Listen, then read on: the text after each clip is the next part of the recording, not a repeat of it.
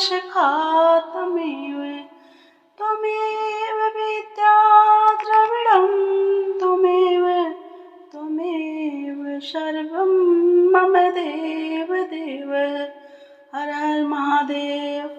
प्रिय भक्तगणों, आज मैं आपको माता पार्वती और भोलेनाथ की एक ऐसी कथा सुनाने जा रही हूँ जो कि बहुत ही रोचक है, जिसको सुनकर आप अभिभूत हो जाएंगे। तो चलिए हम कथा का प्रारंभ करते हैं।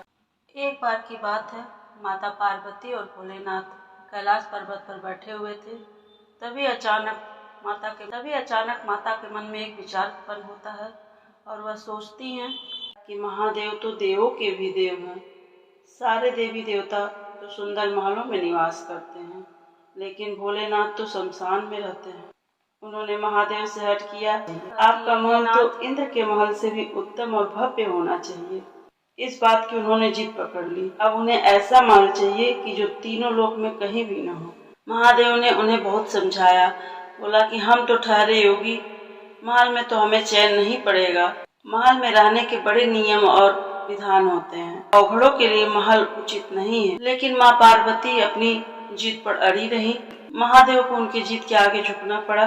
उन्होंने विश्वकर्मा जी को बुलाया और कहा उनके लिए एक ऐसा महल तैयार करें जिसकी बराबरी त्रिभुवन में कहीं भी न हो, न तो वह धरती पर हो न ही जल में हो। अब विश्वकर्मा जी जगह की तलाश में लग गए। उन्हें एक ऐसी जगह दिखी जो चारों ओर से पानी से ढकी हुई थी। बीच में 3 सुंदर पहाड़ दिख रहे थे।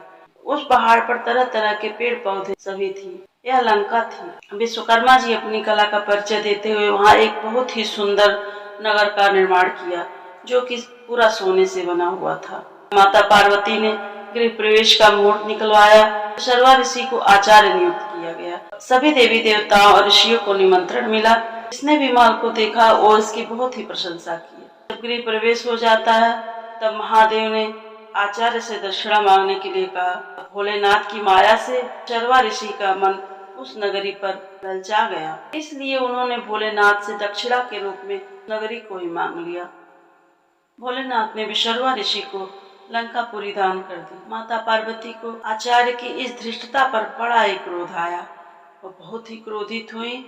उन्होंने क्रोध में आकर ऋषि को शाप दे दिया। उन्होंने कहा, हे ऋषि, आपने भोलेनाथ की सरलता का लाभ उठाकर मेरे इतने सुंदर महल को हड़प लिया है। मेरे मन में क्रोध की अग्नि धधक रही है।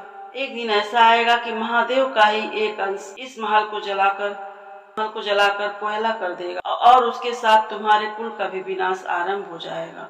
अनुश्रुतियों के अनुसार विशर्वा ऋषि ने लंकापुरी को अपने पुत्र कुबेर को दिया, लेकिन रावण ने कुबेर को लंका से निकालकर उस नगरी को हड़प लिया।